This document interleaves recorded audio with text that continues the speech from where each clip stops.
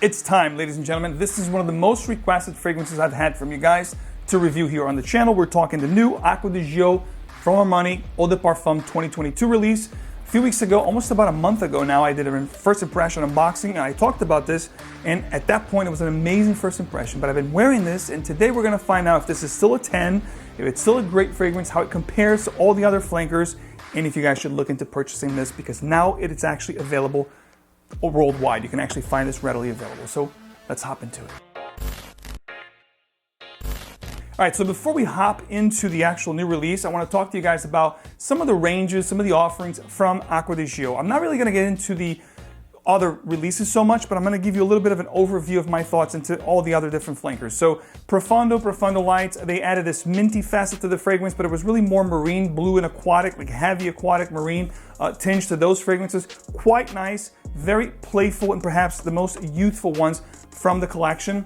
However, if you want to go even more youthful, you check out these two fragrances here from the range, which was Acqua di Gio, the Absolute from 2018, if I'm not mistaken. This is actually a very similar take to Paco Rabanne Invictus Aqua. And then you had the Absolute Instinct, which was like a heavier, sweeter, even more playful with the addition of tonka here. So it went into like a really youthful, capturing maybe a younger demographic with these fragrances. And then if you want to go more mature, more elegant, more sophisticated, you would go with the darker range, which is obviously the Perfumo, which gets a ton of limelight because of the addition of the patchouli, the incense. Absolutely fantastic fragrance. And my personal favorite from the range up to that point was this one right here, Special Blend, which was actually beautiful scent. It took the darker facets, but really amplified the florals that you got with the original, making this, in my opinion, the best one you can find.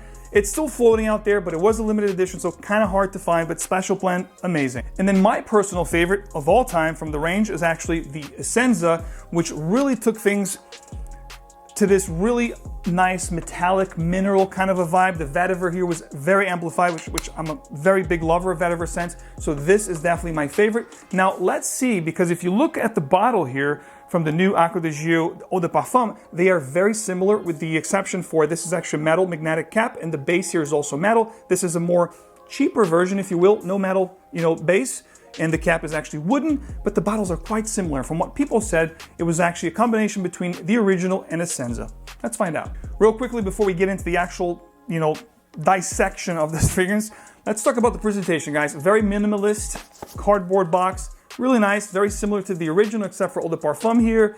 And a great thing is you can actually find this readily available in America, and I would highly suggest anyone in North America, Canada, America, go to fragrancebuy.ca, which is where I got mine. Amazing prices. It is available in 3 main sizes if we're talking retail, 40 ml, 75 ml, which this is actually the biggest one, 125 ml, 4.2 ounces. And the pricing, from 40 ml to 75 and to 125, we're talking $80.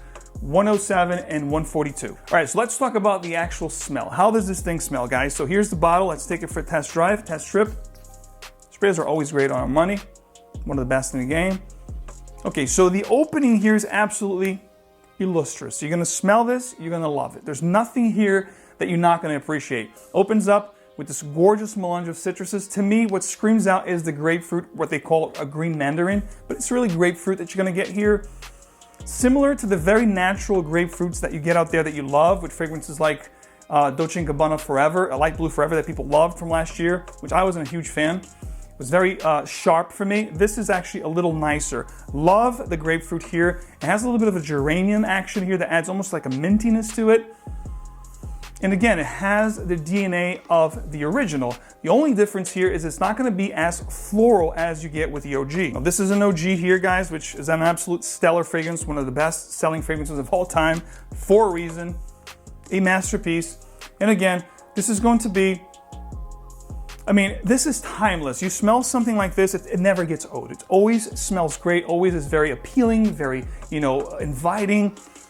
It's got this timeless beauty to it.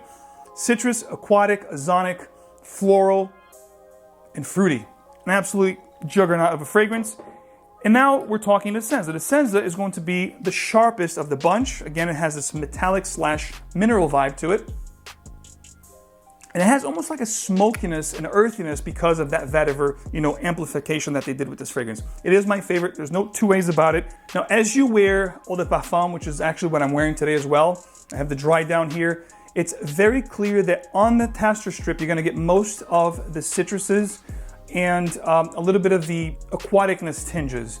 However, on skin, it becomes more herbal, more aromatic. That lavender really pops, along with that geranium that I talked about, which adds this mintiness, freshness to it. That lavender that you have here, along with the clary sage and the geranium, perhaps makes this fragrance a little more mature for a lot of people. You may not like that. I do enjoy that. I like that. I think it adds a lot of elegance, a lot of sophistication and refinement to the scent.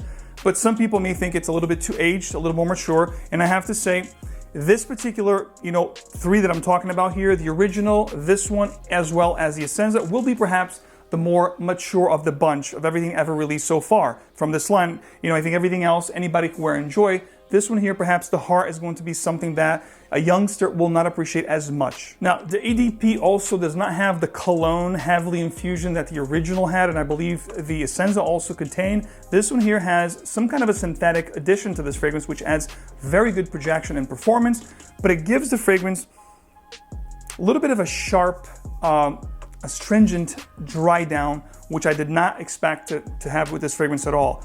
It's nice. It's a nice little twist. The vetiver here is very green. It's not smoky. It's not earthy. It's, like I said, very green, very supple. The lavender geranium, amazing. I love this. Again, very sophisticated, very elegant. I think anybody that, let's talk about who could wear this. I think anybody could wear this. I mean, the introduction is very summery, very breezy, very uplifting, very refined. But as the fragrance develops, it adds a little bit of more body to it, and perhaps a little more maturity to the fragrance. But I think anybody that appreciates citrus aromatic fragrances will love this. I think this is a hit for our money. I love this. I gave it a 10 out of 10 on first impression. I still think on Blotter first impression, it's going to be a 10 out of 10. Now, after wearing this for a few weeks, I'm giving this fragrance an 8 out of 10. I think it's a solid 2022 release, a great addition to the collection. If you like the original, but you wanted something a little bit more modern, and you love vetiver fragrances, but you don't want something so, pungent or sharp or smoky or earthy, you're absolutely going to love this because, like I said, develops beautifully, projects well. As far as performance goes, we're talking 2 to 3 hours projection and 8+ longevity. You can't complain. So what exactly does this fragrance remind me of? It doesn't really remind me of anything that's out there. It's its own thing.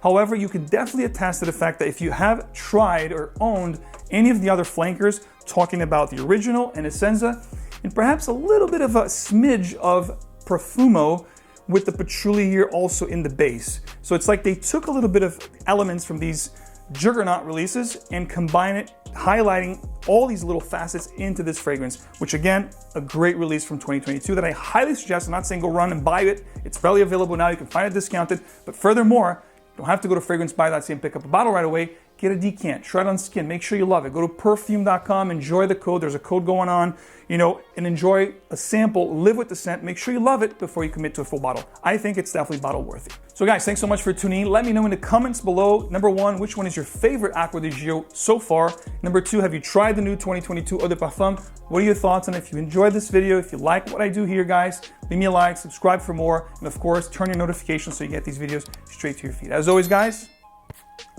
wear your fragrances well. Love this stuff. I'll see you guys back here very soon. Take care.